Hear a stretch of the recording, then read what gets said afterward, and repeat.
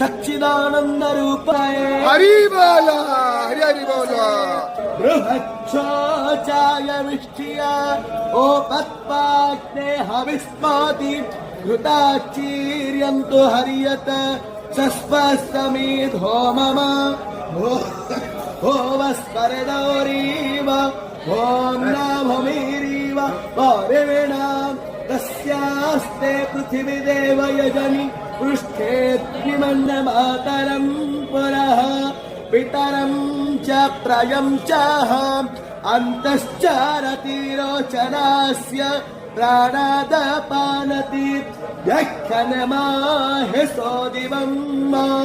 रिक्तो सत्थामभिराज देवात् पातङ्गाभियाते